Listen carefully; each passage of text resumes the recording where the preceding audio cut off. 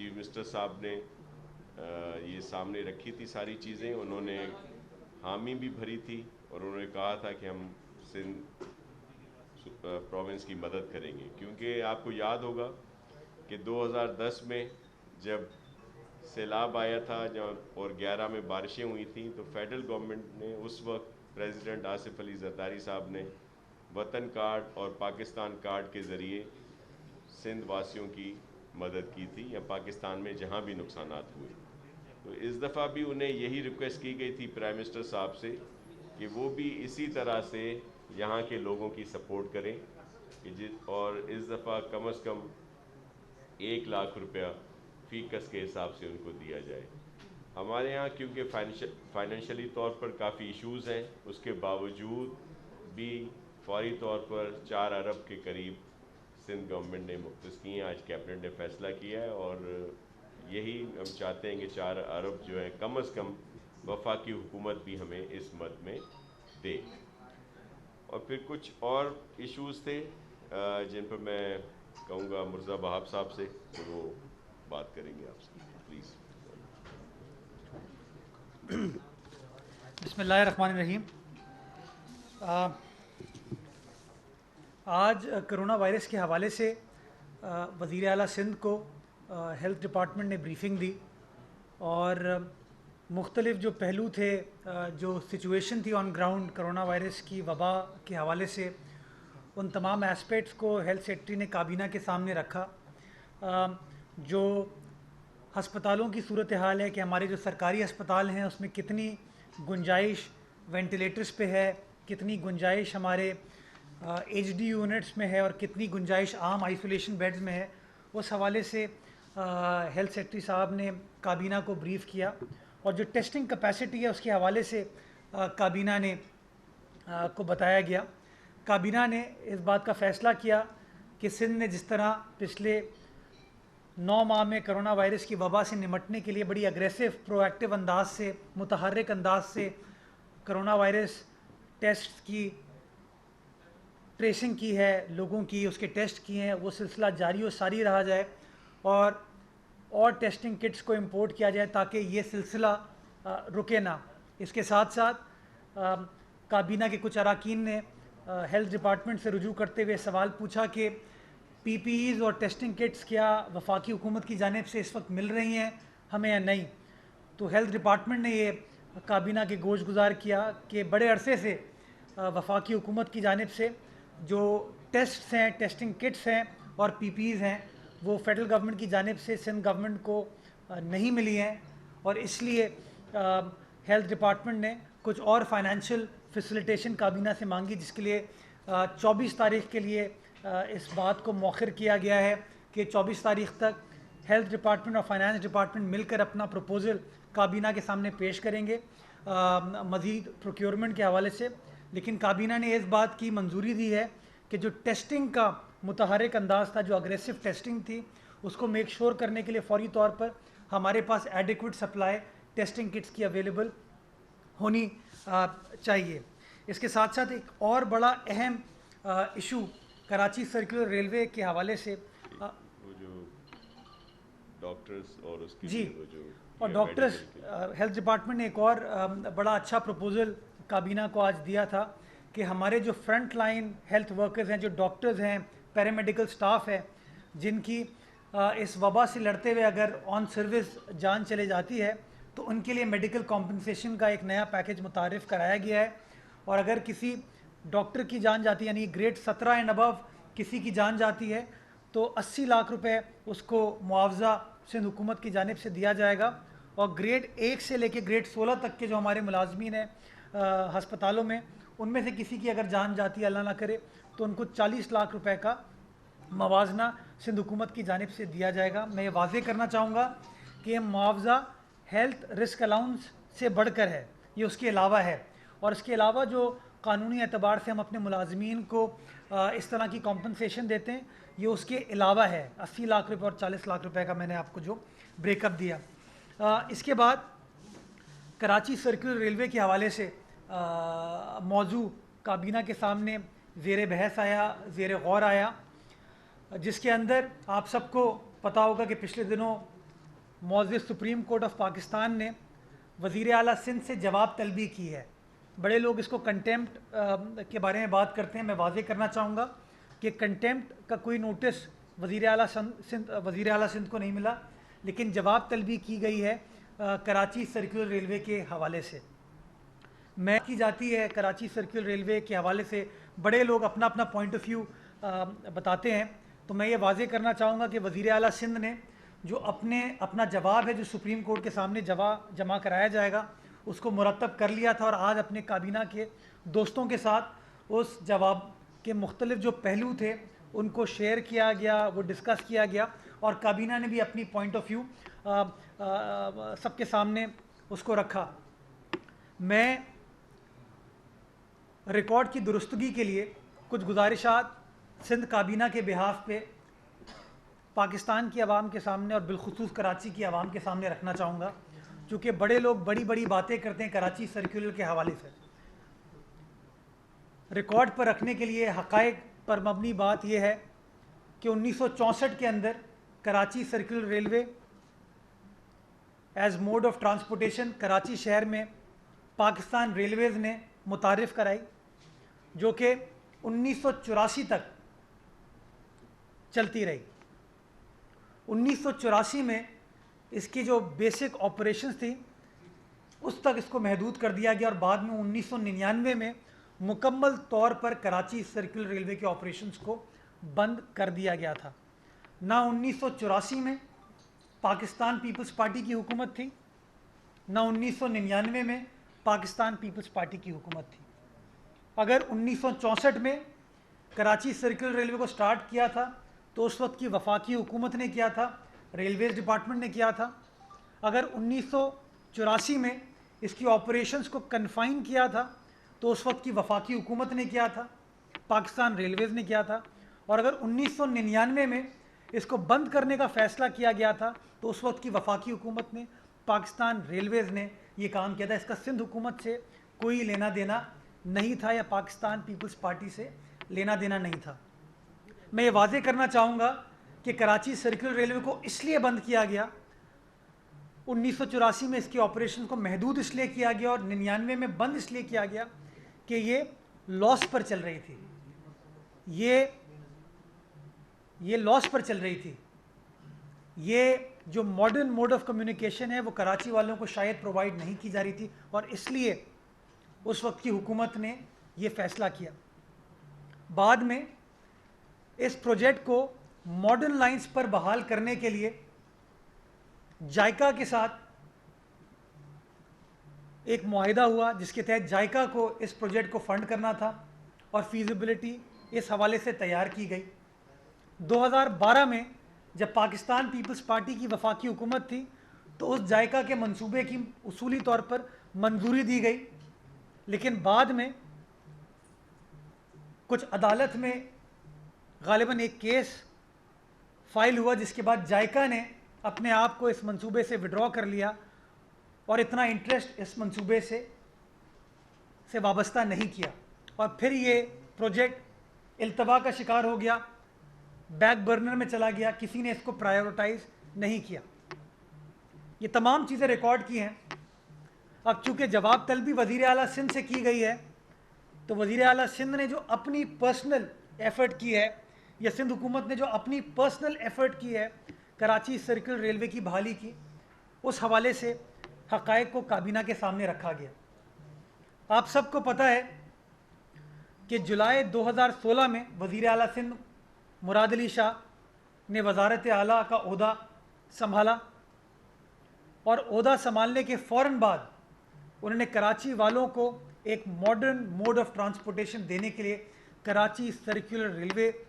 को बहाल करने का फ़ैसला किया। चूँकि इस प्रोजेक्ट की लागत अरबों डॉलर की है, जिसकी इस्तात ना सूबाई हुकूमत की है ना वफाकी हुकूमत की है, वज़ीर आला सिंध ने फ़ैसला किया कि चूँकि सीपेक इनिशिएटिव्स के तहत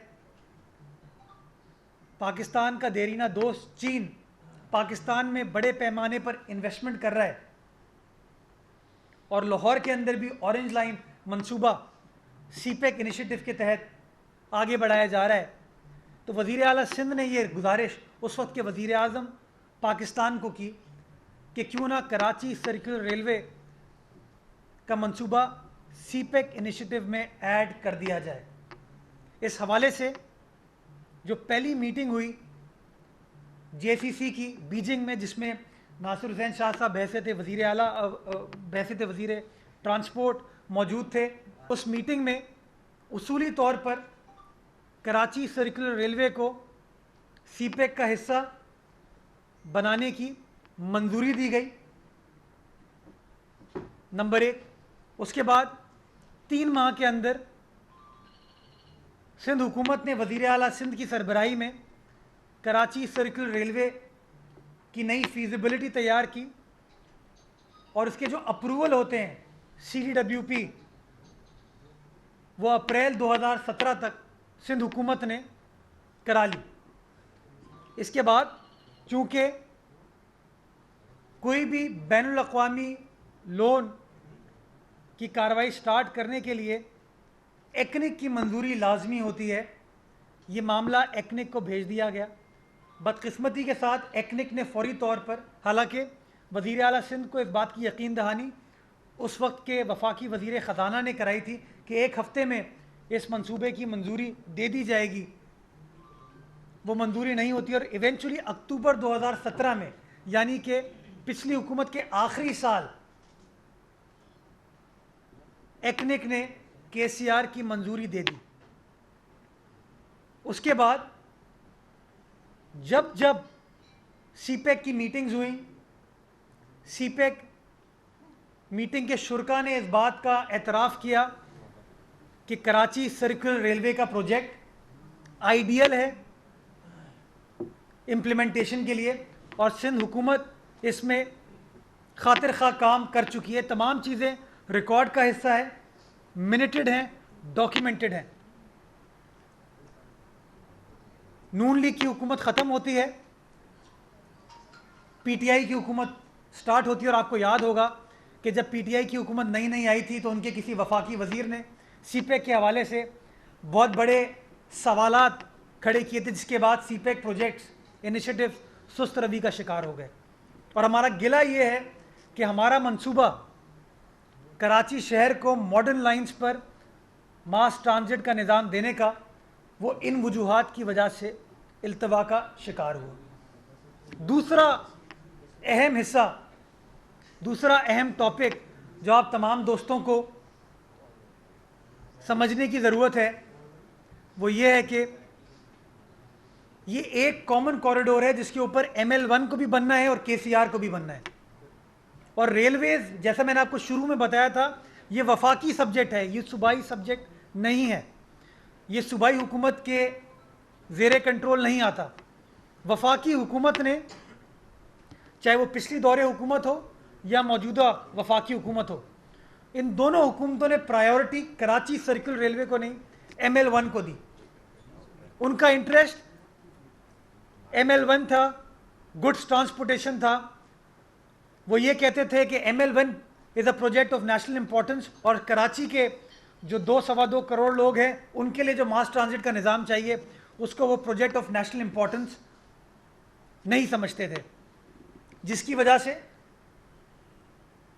प्रायोरिटी वफाकी हुकूमत ने KCR को नहीं दी, ML1 को दी। और नतीजा ये हुआ कि आज तक ये प्रोजेक्ट कंप्लीट नहीं हो पाया और ये अभी भी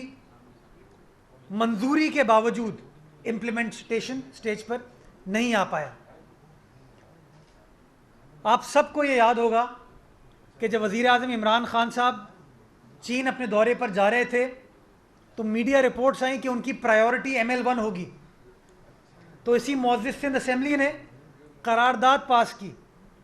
कि सूबाई हुकूमत को फौरी तौर पर वफाकी हुकूमत से रुजू करना चाहिए और रुजू करके वफाकी हुकूमत को ज़ोर देना चाहिए कि अपने इस आने वाले दौरे में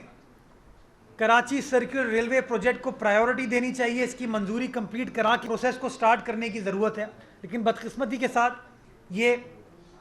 चीज़ नहीं हुई। मैं ये वाज़े करना चाहूँगा कि सिंध हुकूमत कराची वालों के लिए वही चीज़ मांग रही थी जो कि लाहौर को मिली, लाहौर मेट्रो की शक्ल में, कि वफाकी हुकूमत मेट्रो को जिस तरह उसने सॉवरन गारंटी दी उसी तरीके से कराची सर्कुलर रेलवे के लिए भी सॉवरन गारंटी दी जाए। लेकिन अनफॉर्चुनेटली वफाकी हुकूमत की प्रायोरिटी ये प्रोजेक्ट ऑफ नेशनल इम्पोर्टेंस नहीं था, जिसकी वजह से ये आज भी प्रोजेक्ट इम्प्लीमेंटेशन स्टेज में नहीं आ पाया। जब चीफ जस्टिस ऑफ पाकिस्तान इज़्ज़त माब जनाब गुलजार अहमद साहब ने इस मामले का नोटिस लिया तो सिंध हुकूमत पुरुमीद हुई कि शायद अब सुप्रीम कोर्ट के नोटिस लेने के बाद वफाकी हुकूमत संजीदगी के साथ केसीआर इनिशिएटिव को टेकअप करेगी और कराची का ये जो देरीना मसला है जो वफाकी हुकूमत की सुस्त रवि की वजह से प्रायोरिटाइज नहीं हो पाया, ये मामला अफवाह तफहीम के साथ कानून के मुताबिक हल होगा। लेकिन बदकिस्मती के साथ इसमें भी वफाकी हुकूमत ने उस तरीके से अभी तक सपोर्ट नहीं किया सिंध हुकूमत को, और नतीजा ये हुआ कि कोर्ट ने ऑर्डर किया कि केसीआर को ओरिजिनल शक्ल में यानी कि पुराने तर्ज पर बहाल किया जाए, और उसको बहाल करने के लिए उन्होंने हुक्म जारी किया कि एफडब्ल्यूओ के ज़रिए 10 कोई नए अंडरपासेस बनाए जाएंगे। वज़ीर आला सिंध ने, सिंध हुकूमत ने, हमारी काबीना ने फौरी तौर पर जब अदालत का हुक्म मिला, चूँकि हम अदालत के फ़ैसलों को मानते हैं, इज़्ज़त की निगाह से देखते हैं, हमने ट्रांसपोर्ट डिपार्टमेंट को जो रेलेवेंट डायरेक्शन देने की ज़रूरत थी वो काबीना ने दी, और इस हवाले से कुछ पार्ट पेमेंट टेक्निकल फीजिबिलिटी के लिए एफडब्ल्यूओ को की गई। ये तमाम चीज़ें रिकॉर्ड पर हैं, लेकिन अनफॉर्चुनेटली सुप्रीम कोर्ट के सामने ये तमाम चीज़ें दुरुस्त अंदाज से पेश नहीं की गई। आज भी सिंध काबीना ने को बताया गया कि जिस केसीआर को रेलवेज़ ने इस वक्त पुरानी शक्ल में बहाल किया है, गालिबन 21 नवंबर से उसने काम शुरू किया, और यह अखबार में रिपोर्ट भी हुआ है कि वो केसीआर इस मौजूदा हाल में विजिटर्स को अट्रैक्ट नहीं कर पा रही है, कम्यूटर्स को अट्रैक्ट नहीं कर पा रही है, और लोग इतनी बड़ी तादाद में उसको इस्तेमाल नहीं कर रहे। जो नंबर्स शेयर किए गए वो कोई इतने हौसला अफजा नहीं थे, जिसके बाद काबीना का ये मौक़िफ़ था कि हमें कराची को मॉडर्न लाइंस पे एक ट्रांसपोर्ट का निज़ाम देने की ज़रूरत है, मॉडर्न लाइंस पर केसीआर को बनाने की ज़रूरत है, ना कि एक ऐसा निज़ाम बहाल किया जाए जो कि 1984 में ज़वाल पजीर था, जो 1984 में बंद करने की तरफ जा रहा था। तो जो निज़ाम 1984 में जब कराची की आबादी शायद इसकी आदी भी नहीं थी, उसको केटर नहीं कर पाया, वो निज़ाम कैसे आज दुनिया के छठे बड़े शहर के शहरियों के मसाइल को केटर कर पाएगा। लेकिन चूंकि अदालत का फ़ैसला है, अदालत के फ़ैसले का हुकूमत एहतराम करती है, इस हवाले से जो फाइनेंशियल एलोकेशन करने की ज़रूरत है वो की जा रही है कि वो ड्यू प्रोसेस के साथ तमाम काम एफडब्ल्यूओ कर ले। लेकिन हम अभी भी समझते हैं कि कराची वालों का, कराची के शहरियों का जायज़ हक है, जायज़ मुतालबा है कि उनको मॉडर्न लाइंस पे कराची सर्कुलर रेलवे मिलनी चाहिए, और इस काम के लिए वफाकी हुकूमत 4-5 डब्बों की केसीआर चलाकर अपना काम सही तरीके से सरअंजाम नहीं दे रही। हम समझते हैं कि केसीआर को मॉडर्न लाइंस पर बनने की ज़रूरत है, और ये तमाम जो मैंने फैक्ट्स आपके सामने शेयर किए हैं ये बड़े एहतराम के साथ अदालत के सामने गोश गुजार किए जाएंगे, और सिंध हुकूमत ये कमिटमेंट देती है कि हम कानून के ताबे हैं, हम अदालती फ़ैसलों का एहतराम करते हैं, लेकिन अदालत के सामने अपने पॉइंट ऑफ व्यू को भी कन्वे करना चाहते हैं कि वो फ़ैसला किया जाए जो कि प्रैक्टिकली कराची में बसने वालों, कराची में रहने वाले लाखों करोड़ों की जो आबादी है उसके बेहतरीन और वसी तर मफाद में हो, और प्रॉफिट मेकिंग एंटिटी हो। बहुत शुक्रिया। साहब ये बताइएगा कि आज के काबीना के इजलास में एक एक कर ले जरा। किए गए हैं। मेरा सवाल साहब ये यहाँ है, से इधर। केसीआर पे आपने बात की है, जरा मैं उसी पर करूंगा। एक तो ये कि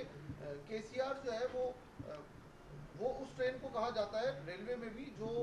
वजीर मेंशन और फिर औरंगी टाउन और साइड से होती हुई जाती है। ये जो लोकल ट्रेन चल रही है, ये लोकल ट्रेन है, ये केसीआर नहीं है। पहली बात तो ये बताते हैं, तो केसीआर तो चली नहीं है। आपका मौक़िफ़ ये होना चाहिए कि केसीआर औरंगी टाउन, गुलशन इकबाल, लियाकताबाद और साइड के एरिया से गुजरती है। और दूसरी बात ये कि चले कराची के शहरियों को आपने कहा बहुत मुश्किलात हैं और हुकूमत सिंध को उसका अदराक भी है, तो बसेस कहाँ गई? मतलब जो बसेस आ रही थी, या कराची में जो कराची ट्रांसपोर्ट कॉरपोरेशन थी,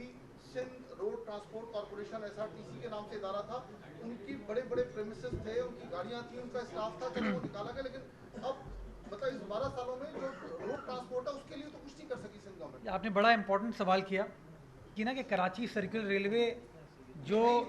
जो जो शेख रशीद साहब या वफाकी हुकूमत बार बार क्रेडिट ले रहे हैं, फ़ोटो खिंचवा रहे हैं, ऐलानात कर रहे हैं, वो बहाल नहीं हुई ना। आप तो इस बात की तायीद कर रहे हैं और हम ये कह रहे हैं कि वो निज़ाम जो कि 1984 में कराची शहर के लिए नाकाफ़ी था, वो 2020 में कैसे काफ़ी हो सकता है? तो आप तो हमारी बात को दोहरा रहे हैं और मैं आपके सामने गोश गुजार ये कर रहा हूँ कि हमारा हक है कि हमें वो सॉवरन गारंटी वफाकी हुकूमत दे। हमारा हक है कि अगर CPEC मंसूबे के तहत तमाम चीज़ें अग्री हो गई हैं कराची सर्कुलर रेलवे की, तो ML1 को क्यों प्रायोरिटी दी जा रही है, कराची सर्कुलर रेलवे को प्रायोरिटी क्यों नहीं दे रही? आपको पता है कि CPEC मंसूबों को कंट्रोल कोई सूबाई हुकूमत नहीं करती है, वो वफाकी हुकूमत कंट्रोल करती है। माजी में नून लीग की हुकूमत थी वफाकी, आज पाकिस्तान तहरीक इंसाफ की हुकूमत है। तो ये चीज़ कंट्रोल सिंध हुकूमत के पास या पीपल्स पार्टी के पास इस वक्त नहीं है। इसलिए हम गुजारिशात पेश कर सकते हैं और मैं आपको ये बताना चाहूँगा रिकॉर्ड पर लाने के लिए कि इन 4 सालों में वज़ीर आला सिंध गालिबन दर्जन भर खतूत वफाकी हुकूमत को लिख चुके हैं, जिसमें मियाँ नवाज शरीफ भी हैं, शाहिद खाकान अब्बासी साहब भी हैं, इमरान खान साहब भी हैं, और जो चीन के काउंसिल जनरल हैं उनको भी ये खतूत लिखे गए। तो हमारी गुजारिश तो आज फिर यही है कि जो मॉडर्न लाइंस पर KCR मिलने की ज़रूरत है, जो कराची का हक है, हमें वो मिलना चाहिए। और अनफॉर्चुनेटली रेलवे वाले, वफाकी हुकूमत वाले सुप्रीम कोर्ट के सामने धूल छोंकने की कोशिश कर रहे हैं, सुप्रीम कोर्ट को सही तरीके से असिस्ट नहीं कर रहे, और यही वो गलत चीज़ है। अब आ जाएं आप बसेस के ऊपर। आपकी बात दुरुस्त है, आज भी काबीना में हमारे बस के निज़ाम को जो पुराना हमारे पास था, जो अनफॉर्चुनेटली हमारी KMC के कंट्रोल में था, जो चीज़ें सही तरीके से नहीं चल पा रही थी, उनको रिवाइव करने की मंजूरी दी गई। नासिर शाह साहब ने उस मुकदमे को काबीना के सामने रखा और जिसके तहत काबीना ने इस बात की इजाज़त जो है लोकल गवर्नमेंट डिपार्टमेंट को दे दी है कि उन बसेस को रिवाइव किया जाए ताकि फौरी तौर पर कराची वालों को बस की शक्ल में ये रिलीफ मिल सके। तीसरी जो आपने KUTC की बात की, कामरान भाई आप सीनियर सहाफ़ी हैं, आपको भी पता है कि KUTC कंपनी के अंदर 60% शेयर वफाकी हुकूमत के हैं। अच्छा ओके, मैं KUTC समझा, जिसके अंदर 60% शेयर जो है वो वफाकी हुकूमत। मेरी बात मैं पहले अच्छा एक मिनट, KUTC इस्लामाबाद में बसें चलाएगी, कराची में चलाएगी? कराची में चलाएगी ना। अब मेरी बात सुनिए ना आप, कराची में चलाएगी, उसमें 60% शेयर है वफाकी हुकूमत का। हम ये कह चुके हैं वफाकी हुकूमत को अगेन इन राइटिंग कि वो 60% शेयर जो है प्रोविंशियल गवर्नमेंट को मुंतकिल किया जाए ताकि एक इदारे की जिम्मेदारी हो और वो जिम्मेदारी को सही तरीके से सरअंजाम दे सके। मैं आपकी बात की तायीद करता हूँ, बसेस का निज़ाम आने की ज़रूरत है और वो काम किया जा रहा है।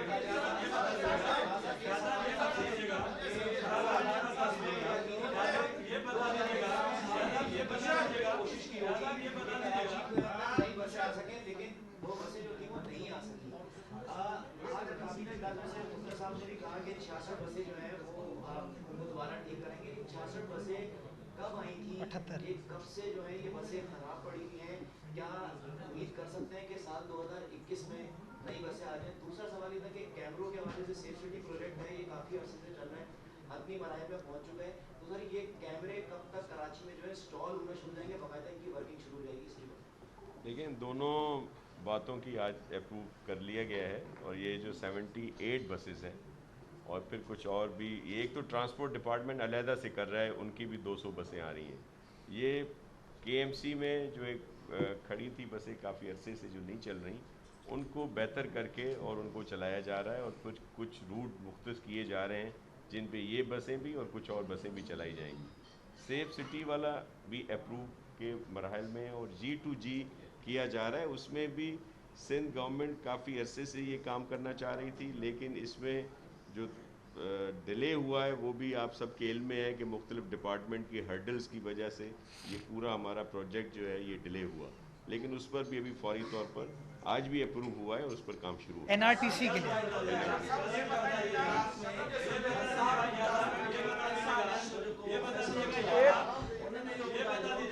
अगर बारी हमें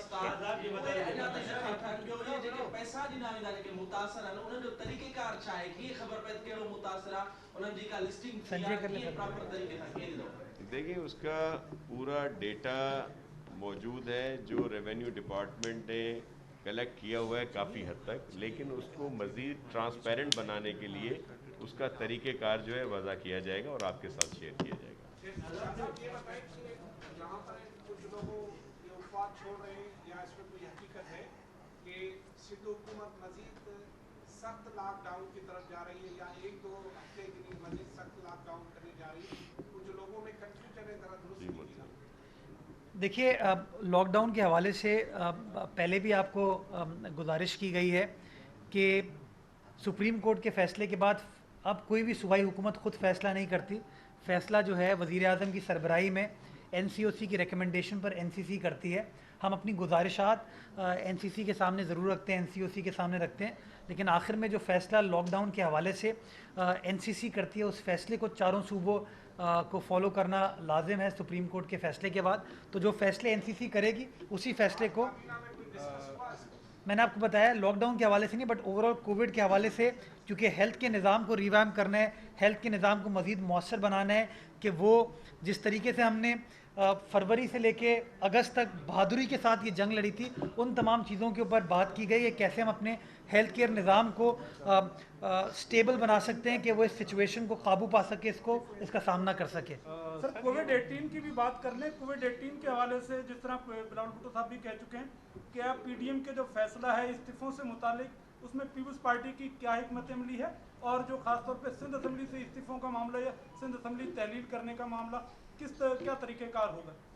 देखिए, वो पहले भी वजाहत कर चुके हैं और आपके इल्म में है कि हमारे चेयरमैन बिलावल भुट्टो ज़रदारी साहब ने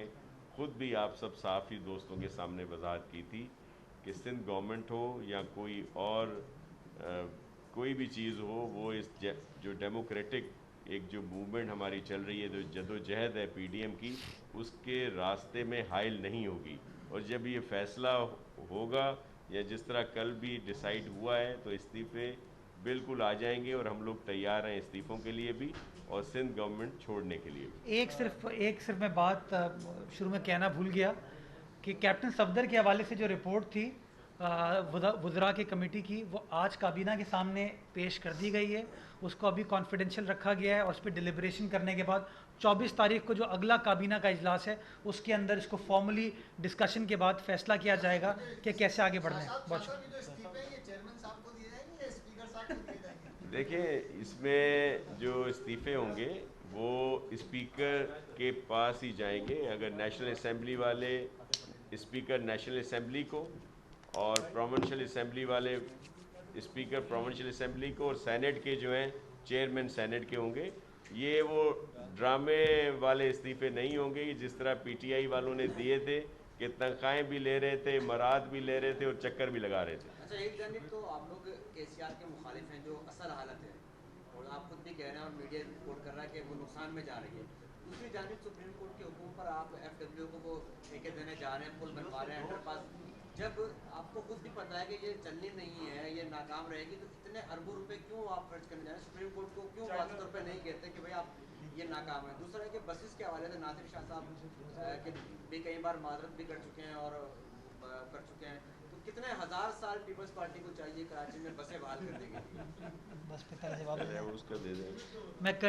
जो आपने FW के हवाले से बात की, देखें, अदालत का जो फ़ैसला है उसको मानना हर हुकूमत की, हर ज़िम्मेदार आइनी हुकूमत की ज़िम्मेदारी है, लेकिन अदालत के सामने अपना पॉइंट ऑफ व्यू बयान करना भी हर इंसान का हक़ है, उसका फ़र्ज़ है। तो हम अपना पॉइंट ऑफ व्यू उनके सामने बयान करेंगे और उनको यही गोश गुजार करेंगे कि based on the empirical evidence which is available, जो 21 नवंबर से लेके अब तक का एविडेंस आया है, वो ये शो करता है कि जिस शक्ल में इसकी बहाली की जा रही है वो कराची के ट्रांसपोर्ट के मसाइल को, अर्बन ट्रांसपोर्ट के मसाइल को हल नहीं कर पाएगी और एक और लॉस मेकिंग एंटिटी जो है वो हमारे ख़जाने पर बोझ होगी। तो ये तमाम बातें सुप्रीम कोर्ट के सामने रखेंगे और फिर जो सुप्रीम कोर्ट फैसला करेगी, हम उम्मीद करते हैं कि जिस तरह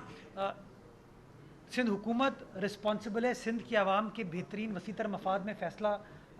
करने के लिए, और सिंध हुकूमत वो फ़ैसला कर रही है, उसी तरीके से जो हम गुजारिशात सुप्रीम कोर्ट के सामने रखेंगे, सुप्रीम कोर्ट उन्हीं गुजारिशात को समझने के बाद, सोचने के बाद अपना पॉइंट ऑफ व्यू भी देगी कि आया ये फ़ैसला कराची के बेहतरीन और वसीतर मफाद। दूसरा हिस्से का जवाब दे दूँ। नहीं वो सवाल मैं इनका दूसरे हिस्से का जवाब दे दूं, बसों वालों का। देखें, एक तो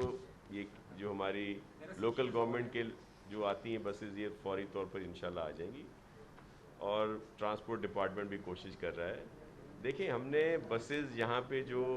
नहीं आ सकी उसकी 2-3 वजूहत थी। जिस तरह दीगर सूबों में बसेस एकदम आ गई और अब आप देख रहे हैं कि वो उनको भी सर्विस बंद की जा रही है क्योंकि उसमें एक बहुत बड़ी सब्सिडी